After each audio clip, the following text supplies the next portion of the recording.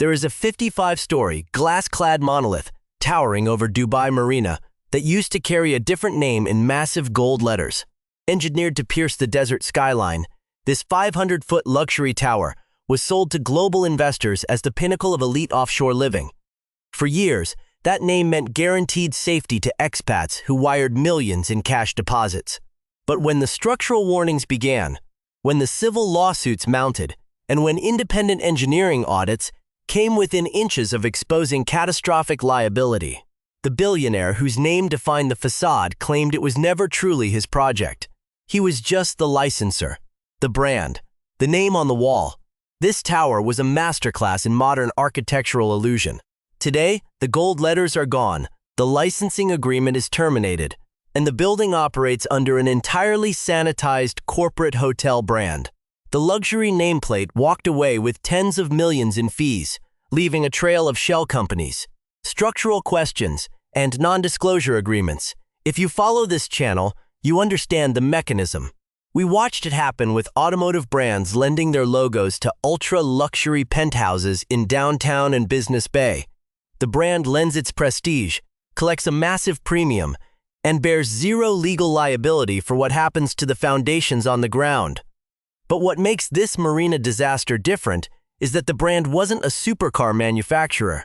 It was a global real estate tycoon whose marketing machine convinced hundreds of buyers that a hyper-speculative, fast-tracked engineering experiment was a secure legacy asset.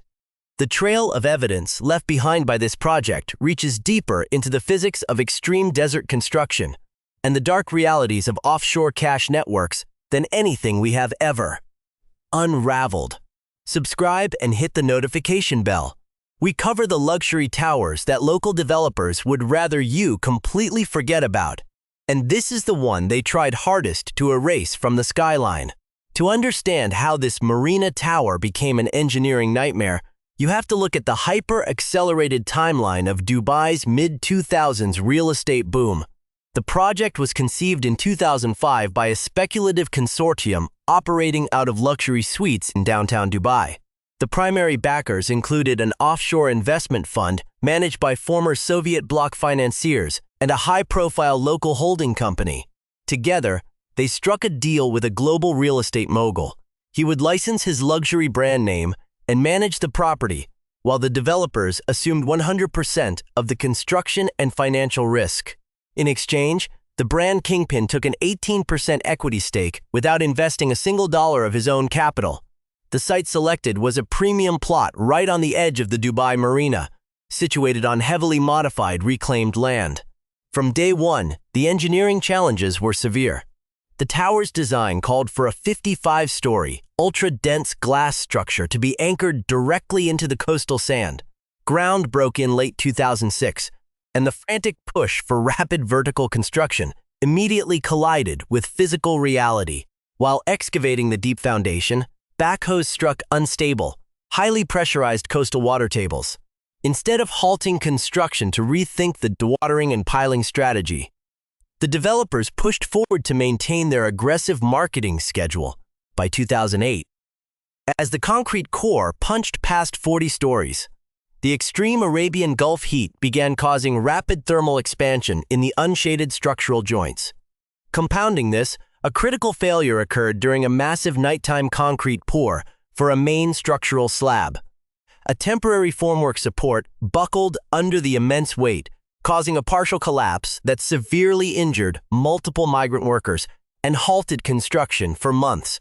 When the tower finally topped out in late 2009, independent engineering reports noted early signs of foundation settlement. The building was shifting unevenly into the soft reclaimed coastal earth. Simultaneously, the extreme heat cycling was causing glass fatigue across the massive curtain wall. Yet, in public sales brochures, the brand's representatives claimed construction was flawless and that over 60% of the units were already under contract. In reality, internal project audits later revealed that less than 16% of the building had actually been sold. The structural defects were being covered up by a wall of marketing hype. The mechanism that drove the financial collapse of the Marina Tower mirrors the structural patterns we see on luxury real estate across the Emirates. When the global financial crisis slammed into Dubai in late 2008, the speculative luxury market vanished overnight. But while local developers went into default and construction cranes froze across the Palm and Business Bay, the brand licensor remained completely insulated from the damage, because the legal architecture of the licensing agreement protected the brand from any underlying financial exposure. They continued to pocket millions in fixed marketing and management fees, while the project itself imploded. The true crisis emerged when the domestic mortgage market completely rejected the building, because the tower had been zoned under a restrictive hybrid framework, where units were classified as short-term luxury hotel apartments rather than traditional residential property. Major UAE and international banks refused to issue conventional home loans for the building. A buyer could not simply walk into a bank in Dubai and secure a 25-year mortgage.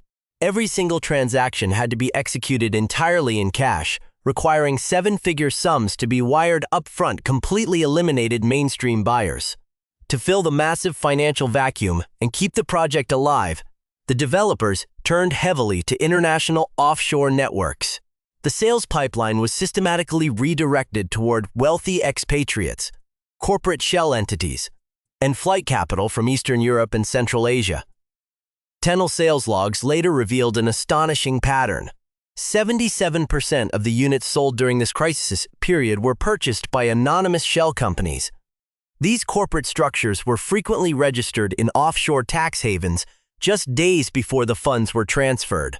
The pitch to these buyers was simple: premium real estate, panoramic views of the Arabian Gulf, and the absolute privacy of a cash transaction wrapped in the prestige of a global luxury brand name.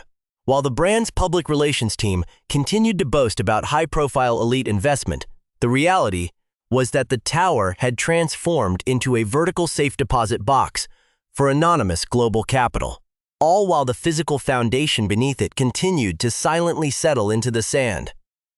For the individual investors who wired their life savings into the Marina Tower, the reality of the purchase quickly shattered the luxury illusion.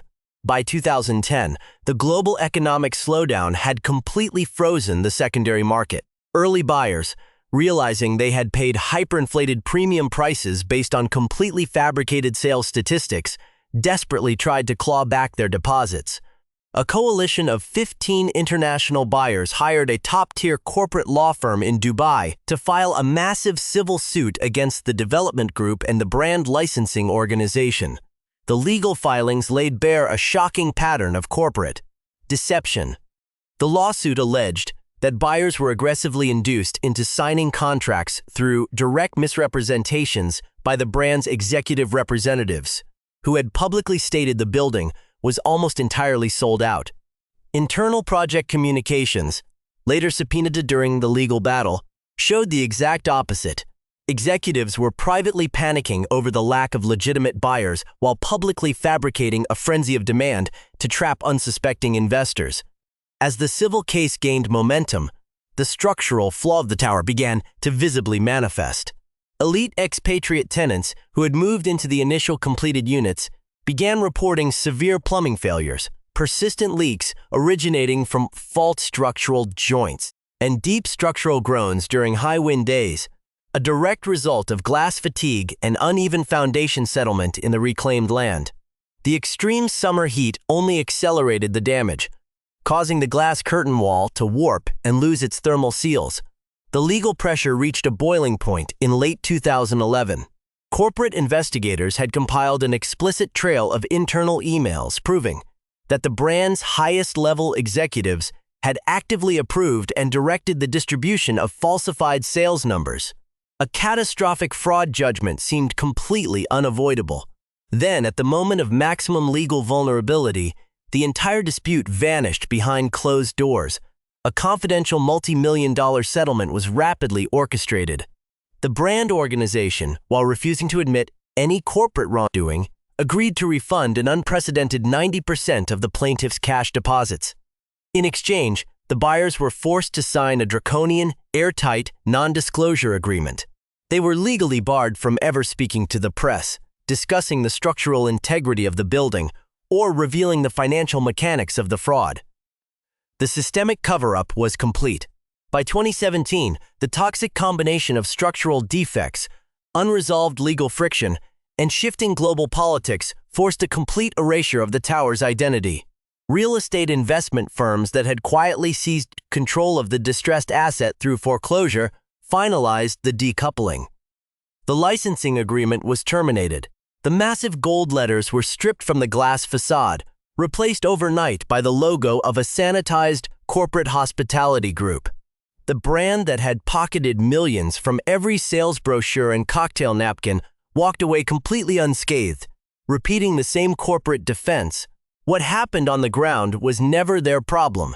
Today, the building at Dubai Marina continues to operate.